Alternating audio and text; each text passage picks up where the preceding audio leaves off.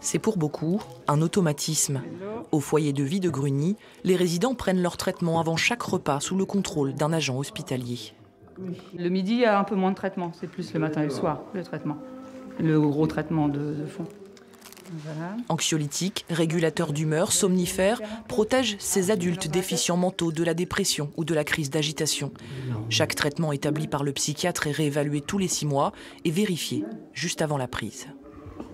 Ça a déjà été préparé par une infirmière, vérifié par une aide-soignante, le nom des médicaments et le dosage des médicaments. Moi, j'ai juste plus qu'à donner. Il y en a qui connaissent leur traitement, hein. Il y en a qui seraient, je pense qu'ils sauraient, si on se trompait, ils savent reconnaître quand même leurs médicaments. Hein. Ça va Marie, c'est bon ? En plusieurs décennies, la prise de médicaments s'est banalisée, mais elle est restée nécessaire. Patrick Mu en est convaincu. Il a passé 20 ans aux côtés des résidents du foyer de vie atteints de schizophrénie ou de psychose infantile. L'ancien chef de service, parti à la retraite en 2020, a assisté à l'évolution des traitements médicamenteux. Elle-même prise. Je pense que quand je suis arrivé, il y avait beaucoup plus de traitements type Clopixol, type camisole physique, etc., camisole chimique. Ça, je pense qu'on l'a nettement amélioré. Je ne dis pas qu'il y a moins de traitements non plus. Vous voyez ce que je veux ? Plus adapté, plus travaillé, plus re-questionné, mais pas moins de traitements. Une plus grande attention donnée aux médicaments dans un foyer non médicalisé, c'est l'une de ses particularités. Ici, les résidents n'ont pas besoin de soins constants et sont capables d'effectuer des tâches de la vie quotidienne. Il y a 2 temps.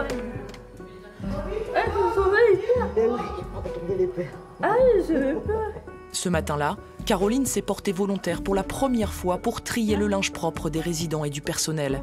Mais elle n'est pas certaine de pouvoir le refaire plus tard. Elle est là. Ah, merci. Je peux faire plus souvent, mais c'est selon mes humeurs. Si quand ça va pas dans ma tête, ben je le fais pas, je suis énervée. J'arrive pas comment me calmer, tout ça.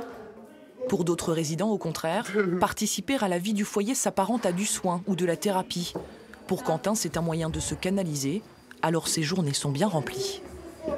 Ça me permet de me calmer un peu et tout ça, donc j'aime bien faire ça. Tu te sens utile aussi ? Oui, oui, je me sens utile. Comme je travaille en cuisine centrale, puis des fois, comment ça s'appelle, je travaille le lundi, mardi, vendredi, puis des fois j'aide Marie-Claire. Et puis comme ça fait passer le temps plus vite. Marie-Claire Morin, lingère depuis 18 ans, passe ainsi des moments privilégiés avec les pensionnaires qui souvent se confient sur leur vie. Leur week-end, quand ils partent en famille, les vacances, et puis le quotidien. Quand ils ne lui adressent pas, des réclamations insolites. Caroline aussi. Vous pouvez dire à la porte d'Emmanuel Macron qu'on veut une douche dans les chambres. Parce que là, c'est pas hygiène pour nous. En quête d'évasion, certains trouvent la solution tout seuls et s'investissent dans des activités très simples. Quelques feutres, une feuille blanche, et la vie est moins pesante.